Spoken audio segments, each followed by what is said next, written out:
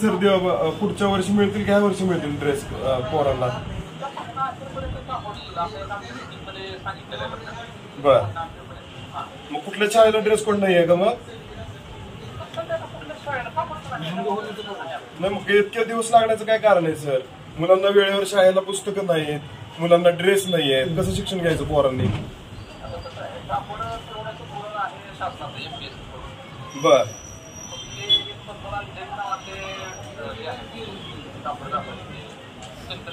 त्यांना होत नसेल तर सर ओपन टेंडर काढा, त्यांना होत नसेल तर बाकी तर घेतील ना. एका माणसामुळे सगळ्या राज्यातल्या किंवा आपल्या तालुक्यातल्या एका माणसामुळे कोणतं जे माणूस आहे त्या माणसामुळे सगळे लेकरं बाळ वेटीला धरणार आहेत का तुम्ही? कुणाच्या हातात आहे सर? सर तुम्ही शासनाचेच आहेत ना प्रतिनिधी, मग ते मिळणारच नाहीत का? तसं सांगा ना तुम्ही मुलांना.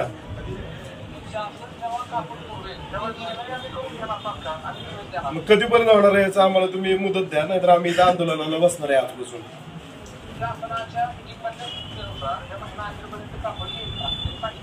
आणि शिवून कधी मिळतील?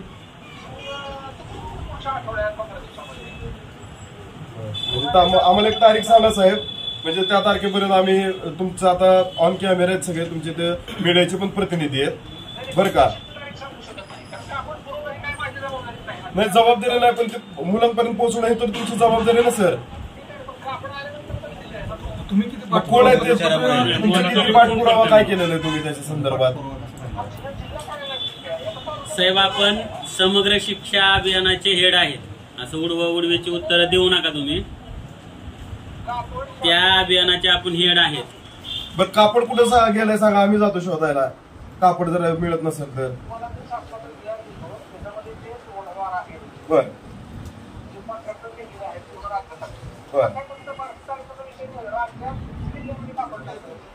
होय सर, पण शाळा सुरू झाली ते लक्ष देते का तुम्हाला? हा नाही, मग त्याचा पाठपुरावा करणं तर तुमच्या हातात आहे ना सर.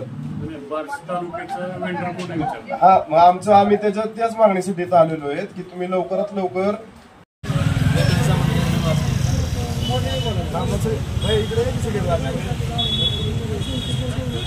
एक राज्य एक गणवेश योजनेच्या अंमलबजावणीसाठी राज्य सरकारने मे मध्ये या राज्याचे शालेय शिक्षण मंत्री दीपक केसरकर साहेबांनी पत्रकार परिषद घेऊन शासन निर्णय जारी केला होता की राज्य सरकार एक युनिफॉर्म आणि दुसरा युनिफॉर्म समग्र शिक्षा अभियानमधून 2 असे दुसरा युनिफॉर्म असं देणार होते.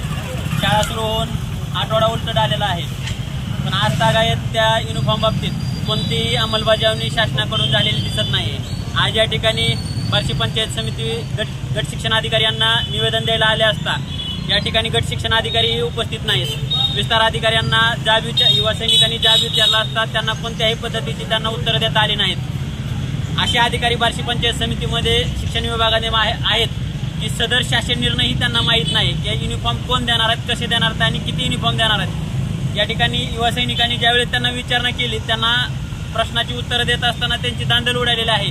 या ठिकाणी आज या शासन निर्णयाची युवा सेनेच्या वतीनं तर आम्ही होळी करतच आहोत. सोबत या ठिकाणी आम्ही गट शिक्षण अधिकाऱ्यांना लेखी निवेदनाद्वारे इशारा दिलेला आहे. जर 1 जुलैपर्यंत जर प्रत्येक शाळेत प्रत्येक विद्यार्थ्याला युनिफॉर्म मिळाला नाही तर यापुढील काळात जुलैच्या पहिल्या आठवड्यात यापेक्षा उग्र आंदोलन युवा सेनेच्या माध्यमातून या ठिकाणी उभा केलं जाईल अशी मी या ठिकाणी सर्व युवा सेनेच्या वतीनं या ठिकाणी जाहीर करत आहे. आणि सर्व पालकांना विनंती आहे की जे पालक या ठिकाणी संभ्रमावस्थेत आहेत त्यांनी युवा सेनेचे असेल किंवा शिक्षण विभागाचे आपण संपर्क साधून जी आपली जी संभ्रमावस्था आहे ती दूर करण्यात यावी असं या ठिकाणी मी विनंती करतो.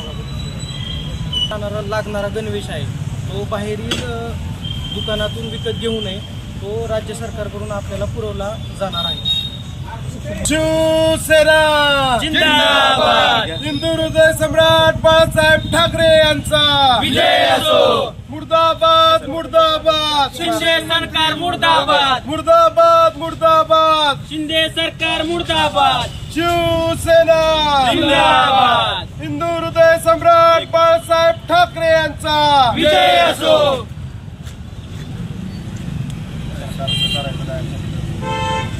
या सरकारचं करायचं काय? खाली डोके वर पाय.